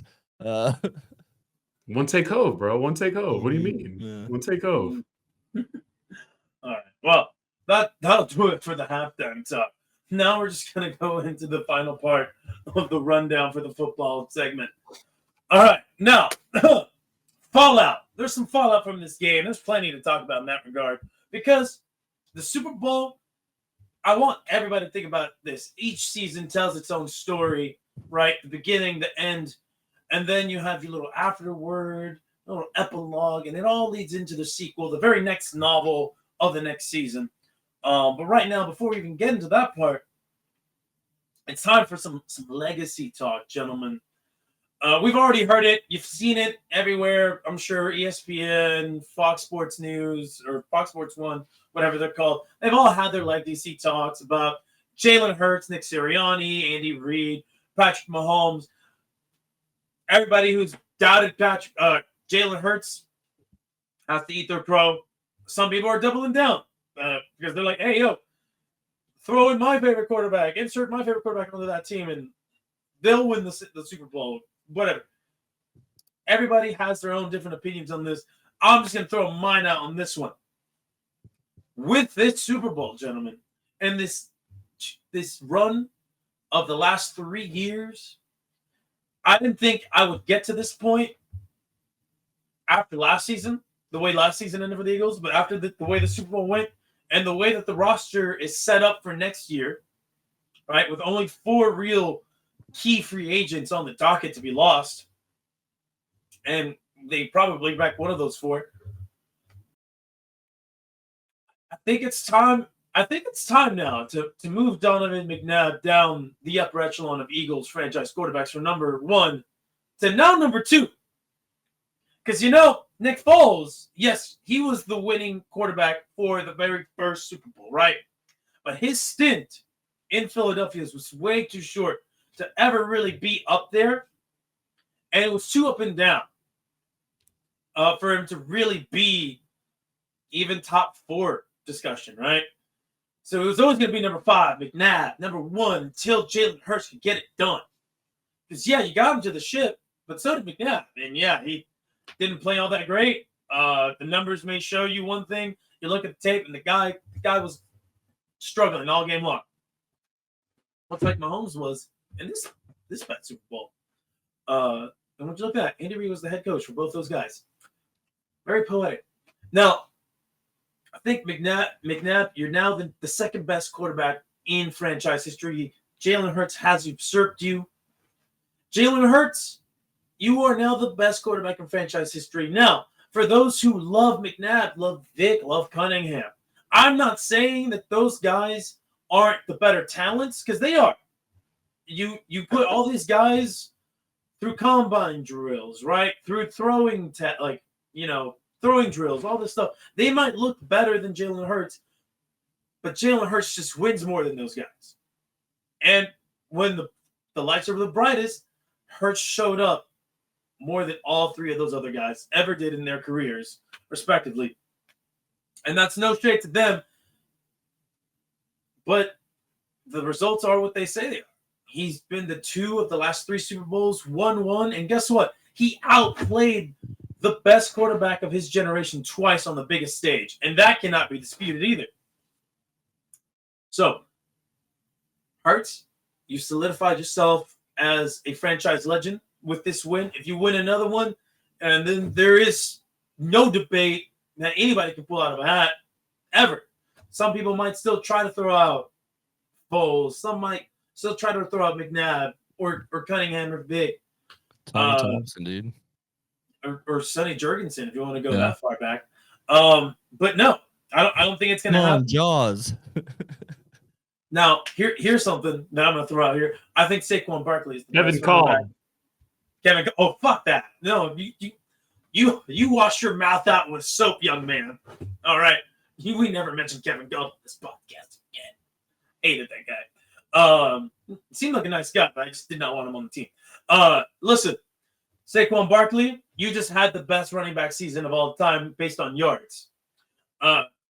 Maybe not touchdowns, but listen, when you talk about top 5 running back seasons, you have to mention Saquon Barkley because a lot of those other guys did not get a ring. Emmitt Smith did, Terrell Davis did, and Saquon Barkley, you are an elite company now, buddy.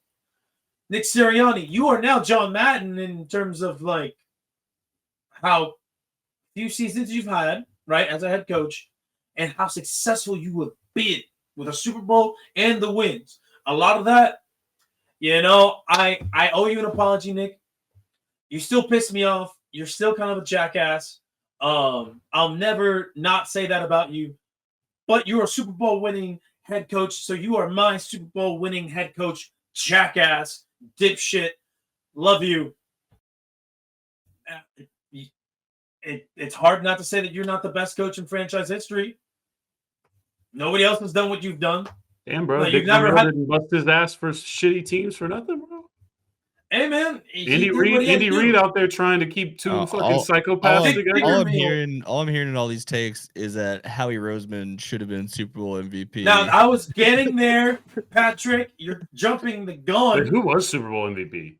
Jalen Hurts. It should have been Josh Sweat if we're being real honest with ourselves. And even Cooper DeJean probably has a case for it as well, but you look at what Josh Sweat did in that game and how he just affected the defense. It was he could have had grabbed another interception or returned a punt or something, he would have had it, but it's impossible as a defender basically unless you just light it up. But hey, Hurts made the plays that he needed to make, and whenever you have a guy who had 3 touchdowns in the game overall, and he's the QB, it's hard not to get that. He had 1 rushing, 2 passing. Is what it is. Now, Howie Roseman. Howie Roseman, you and I, we go through these cycles where I hate you and then I love you, and then I hate you and I love you. And now it's all love. All right, you brought this team the 2nd Super Bowl in franchise history, and you did it by building the best fucking roster in football this year. Top to bottom, it's hard to say that there was a better roster out there when you combine all 22 starters. You look at the depth on the bench. I'm just lost. I'm at a loss for words because you know what? I always knew this team was very talented. I didn't know how talented they were until the season played out. And the further this team went, the more the talent that you assembled really showed out. And it was just undeniable. Damn undeniable how talented, how stacked it was. Not just on the offense, because we all knew going in, this offense was fucking loaded. It was, can they just not get in their own way? Because they are very capable of just getting in their own way, as we saw the year before. But that defense from last year was dog shit. Absolute piss. All right? Cheats, ass, whatever you want to call it. It was terrible. You turned it around with the pieces that you drafted from the year before that, a couple of gambles in free agency here and there, and then you bring in Vic Fangio. And this team realized its full potential. Howie Roseman, salute to you. You are a Hall of Fame GM. Should be Executive of the Year if you weren't. Oh, then that whoever voted for the other people, jackasses, because they didn't do the same job that you did building this team. Now, I want to talk about the Kansas City legacy talk.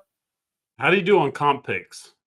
Well, he's about to get some comp picks this offseason, buddy. That's for sure. Did he use some cash spending or did he get to pocket some of that? Who knows? I'm sure he is very well informed of what he can and cannot pocket. And I guess they haven't released Executive of the Year yet. They should have. NFL Honors come out with the other ones. They've already done Head Coach of the Year and all that stuff, haven't they? Yeah, I know. It seems like they might do Executive differently. Sorry. Yeah, no, you're good. If you can find that, just let me know. Oh, here we go. It went to Brad Holmes, Detroit Lions, or is this last year's? That should be last year's, no? December 2024. December 2024? Yeah. Oh, well then shit.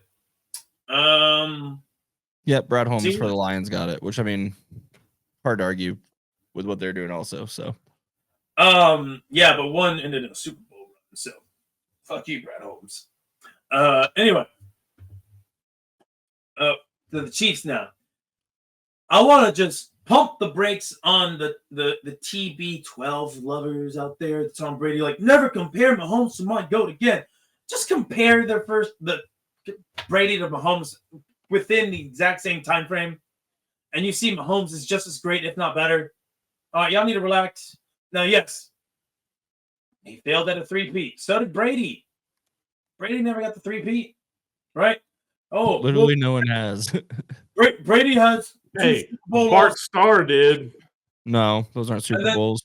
And then look at Brady's first 5 Super Bowls. He's 3-2. So is fucking Patrick Mahomes now. Y'all need to relax on that shit. All right. Mahomes has plenty of time to either not live up to the Tom Brady comparisons or surpass them. You just gotta wait and see. But either way, Tom Brady lovers, Patrick Mahomes lovers, you both lost to the Eagles. So dirty birds to you right there. And him. You lost to him. You lost to that guy. Future Hall of Famer Eli Manning. At least he's not but not this year. Yeah. Thank God. All right. They didn't want to do the first ballot. They wanted to. They wanted to be. They knew the world wasn't ready for the truth just yet. The truth that he was just a fucking mediocre at best quarterback. They want Arch in the NFL to be able to introduce him. Oh my God. Hey man, that'd be kind of cool, right? Get your nephew to induct you. Andy Reid now. Andy Reid, I think, was never going to ever surpass Bill Belichick as the best coach in NFL history for a multitude of reasons, right? There's just no way he catches up. I think his resume is better than anyone's, if I'm being honest, but not better than Belichick. They both love to employ their dipshit sons. He got 2 different teams essentially to the top of the mountain there multiple times. So yeah, but only solidified it with one team, right? Only really secured how many that times? trophy. 3. I mean, Belichick did 7 times with the same team, or 6 times with the same team. And then you can't forget his time as a coordinator. Both guys were assistant coaches other places. Yeah, Super Bowls with the Giants. I think Reid should absolutely be in any discussion you have for best coaches. Best coaches, right there. I'm saying best coach singular of all time. I think there was some. That's the conversation. Yeah. And I think he shouldn't be as like. I think Belichick's in his own league, and then you can debate who's 2, 3, 4, 5. You want that until you surpass that 6 Super Bowl threshold, because that's going to hold a lot of weight, more weight than anything else, I think. And then you just look across the different decades that Belichick did it. I don't want to defend Belichick, but I'm just saying in that regard. But yeah, I mean, there's so many different legacies that can be said here. I want to go into ones that actually mean the most to me, though, and that is Brandon Graham, Lane Johnson. You guys are – listen, Brandon Graham will not be remembered in the annals of NFL history as some great defensive end, but he will be remembered in franchise history as just the perennial Philadelphia Eagle, mad shit talker. The motor keeps going. Doesn't matter if he's hurt or not. He's going to try to make the play. And the guy still has plenty of gas in the tank. Please come back. If you don't, enjoy retirement. Enjoy your family. I know there's going to be a media gig out there for you. The guy is just filled with hella charisma. And then Lane Johnson, you are going to – I don't care what anybody says. I think you're the best at your position that I've ever seen. So that's the first ballot Hall of Famer right there. And that's all I got for the legacy talk. But now, guys, it's time to talk about how this game, these 2 teams, shape up the rest of the NFL landscape. This is unironically the time for Bethke to bring up the Dallas Cowboys. And for Patrick, for you to bring up the Dallas Cowboys. Not gonna do shit. Oh, well, listen. That was a very demonic little audio clip there we had Bethke. But he might be telling the truth. Listen, This. Hey, look, all I'm saying with the Cowboys is if they expect me to click on any link, if they expect me to get any hype before the draft, you better at least start spreading some legit fake trade rumors about Myles Garrett. Not the bullshit. Not the bullshit. I don't want people making up stuff to get clicks. I want one of my trusted Cowboys people. One of the people the people I call paid sufferers. Like Patrick Walker is a great one online. Honestly, one thing you gotta love about Jerry, he hires the people who are on his ass the most, and he doesn't care. He doesn't listen to them. He's not responsible still. But it's nice that it's very easy. It's funny that the state media is actually trustable with them because they're just that brand. They don't give a fuck. They're just gonna keep doing it, and they're gonna keep lying to those poor people who have to get paid to cover it, and they're just gonna keep trying to give us whatever honest truth they could give us, because like they're shameless.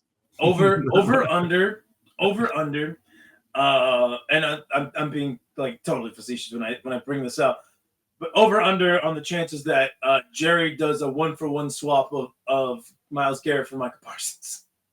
Honestly, that would be crazy just to see it happen. Like I mean, I don't really know X's and O's who to break that down. I guess what would be more impactful or whatever, but I can't sit here and pretend like I wouldn't be more interested in the NFL shaking things up in ways. I would like to keep Micah. I'm still very much on that train. For sure, yeah, you know, it would be interesting. It would be interesting just to see any NFL team have the balls to do a 1-for-1 like that. Oh, yeah, I don't think the Cleveland Browns do that. No matter how talented and you know where both guys are in their respective careers. I think Cleveland is the type of team to delude themselves and thinking we can get more. And then you have Cowboys who are like, what do you mean more? Why there's just so much pie that we can give, and we're giving you a big slice of the pie with Micah Parsons here. But that would be a very ballsy thing. And the reason I'm bringing up like the landscape of how these two teams affect the rest of the NFL is because now you've set the bar for what you want your roster to look like when you look at the Eagles who won the Super Bowl, and they built the most balanced team top to bottom, right? You look at the Chiefs and you look at that roster, and you're like, how the fuck did you guys get here? And you see, well, they have an elite coaching staff and they have the best quarterback in the league. And they were able to use a lot of smoke and mirrors to get there, right? So now you look in the AFC, you're like, if you're the Bills, if you're the Ravens, if you are, I don't know, just insert whatever, the Bengals, anybody else that you want to name, you're like, all right, well, we just saw this team that we can't beat when it matters most, get the dog shit beat out of them. And these guys, these Chiefs, have our number no matter what we do. How would we have fared on the same stage with the guys that we have, right? Because again, you use other teams as a measuring stick, and sure, matchup makes fights and things like that. But now when you start to dissect each and every little aspect of each team, you're starting to think, shit, all right, well, maybe we don't need the absolute best pure passer we've seen in years in a Patrick Mahomes. What if all the other 21 guys around him can help elevate him, like we saw with what the Eagles built with Mahomes, with Hurts, right? Built an offensive and defensive line. What a novel concept, right? But not even just that. I mean, you look at the receiving options for the Eagles: tight end, wide receiver 1, wide receiver 2. It's hard to argue that there's a better core. There might be like 3 other teams where you're like, we'll put our top 3 receiving options against them. But then you look at the running back, and then you're like, well, shit, if you have the running back into it, then that just separates them from the rest. And then you put the offensive line as the kicker, and you're just like, oh, shit, right? So the thing that I want to put out there is that I think we're going to see a wave or a shift, rather, in team building. And it's going to be really noticeable in the next 2 to 3 years because it's a copycat league. So we're going to see different teams try different methods, because they look at the two standard bearers of the AFC and NFC respectively, and they're thinking, all right, we got to either follow this model, which is going to be very difficult to follow the Eagles model because Howie Roseman has the most job security, not named Jerry Jones, Will McClay, and then whoever the GM for the Browns is, which is I think is also the owner as well, which I think we forget about that as well, that their GM is also part of the ownership. In something, what's his last name? Mike Brown? I think it's Mike Brown. That's the guy who owns the Bengals. What's up? All right, I'm looking it up. Yeah. And Yeah, so Andrew Berry. that's the Browns guy, right? Yeah, What about the Bengals? Because that's what I'm talking about. that's Mike Brown. Yeah, Mike Brown. So that's what I'm saying. Yeah, Mike Brown. And I believe he's also the owner. So there's going to be, I think, a shift where ownership groups are going to be told by their GMs, and I don't know how many owners are going to listen. They're going to be like, you want us to do what Howie Roseman is doing. This guy has been through 4 different head coaches. He's been through a litany of quarterbacks. He's been allowed to fail and then fix his own failures, and then allowed to also be aggressive, thinking short-term and long-term. Afford us the same opportunities, and maybe, just maybe, one of these years we can pull out a similar result. Not everybody can do it. We'll see if they can do it. But I wouldn't be surprised if that is the wave going forward. And then, yeah, one thing that we're seeing too now, we're seeing these trade talks, right? Myles Garrett, he's going to be a big, major piece on the board for so many contenders.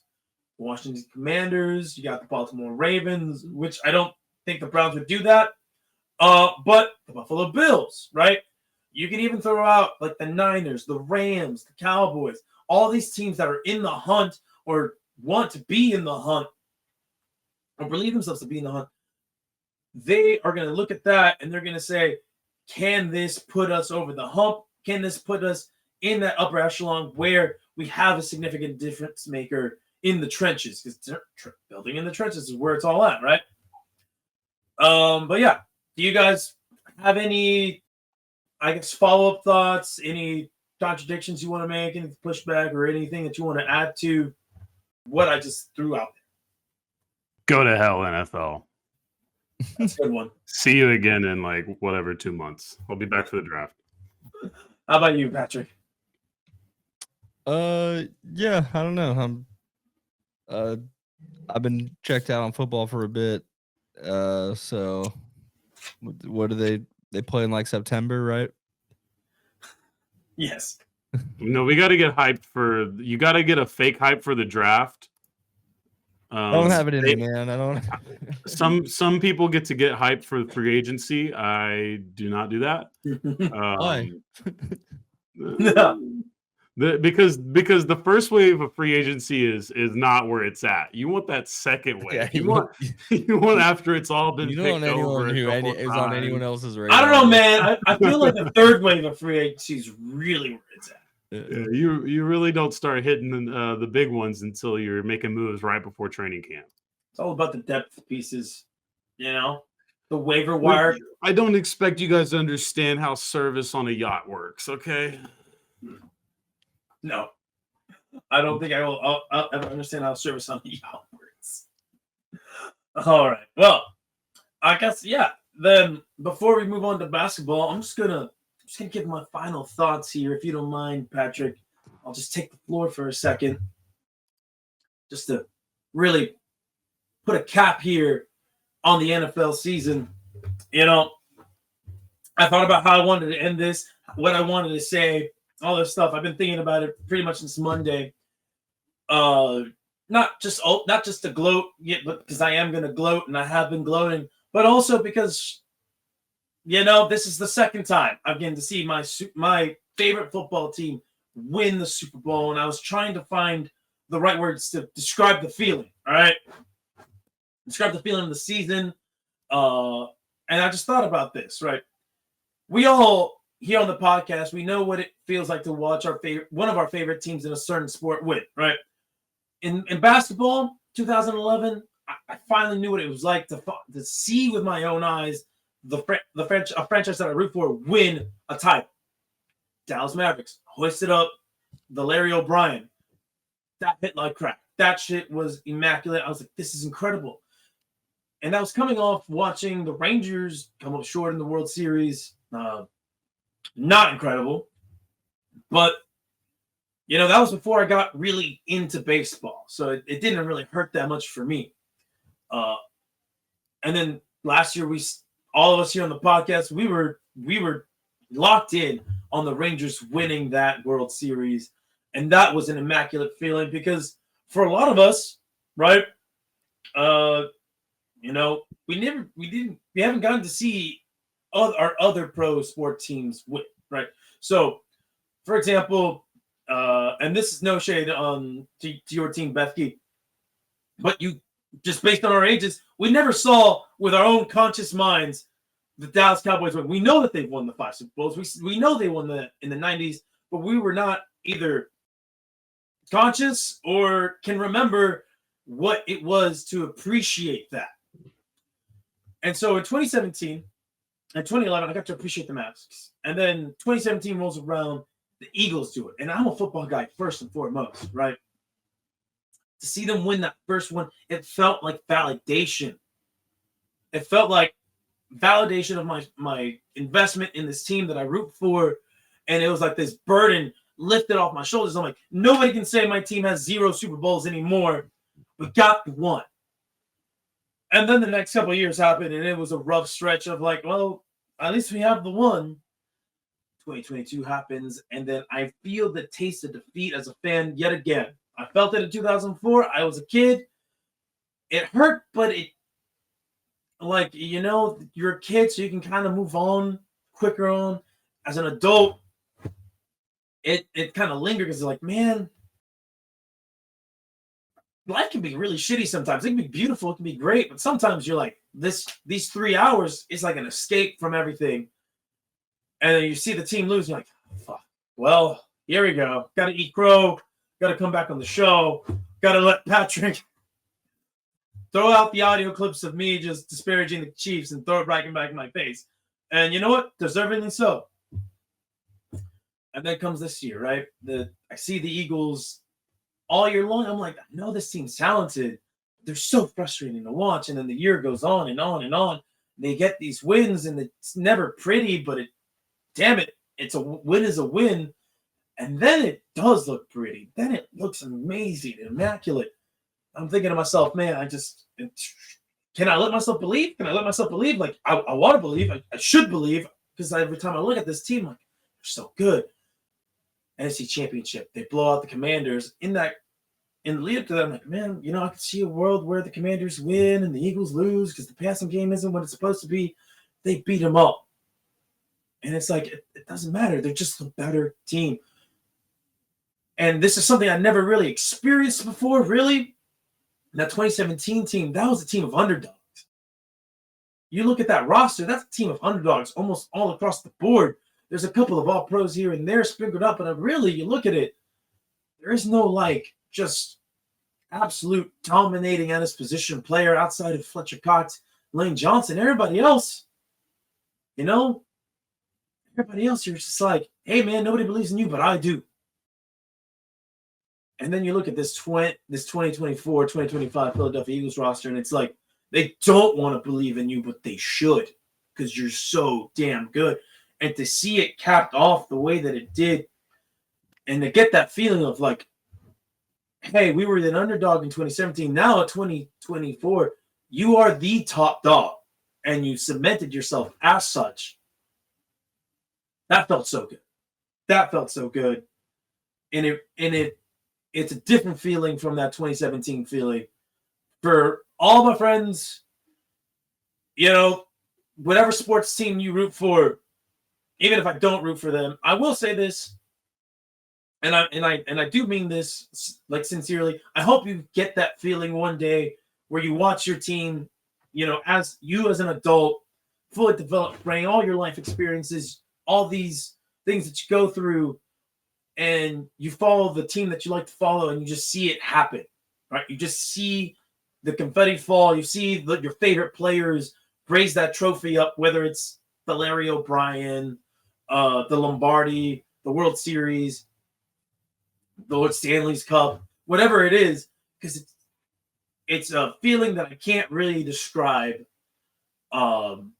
Because you may have your second favorite team or your favorite team in a different sport, but when it's for the sport that you most follow, the sport that you most root for, or the team that you root for most in that sport, seeing them win that thing, there's very few feelings like it, and I hope you get to feel it. I get to feel it now. I'm going to enjoy this shit. Fly, Eagles, fly.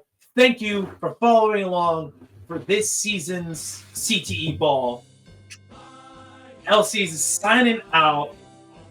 We'll be back with off-season stuff like head coach fight club, draft talk, off free agency. But for now, I'm going to pass the rock to the master of the hoops himself. Becky, this is your time to shine. This is your time of the year to really get the ball rolling on hoops. And Patrick, who can forget about hockey? Hey, look. What's up, man? How you doing? Good. Y'all gonna get y'all lick back? That'd be nice. That'd be nice. We'll see Sunday. Someday, I wanna lay down and God Sunday, Sunday.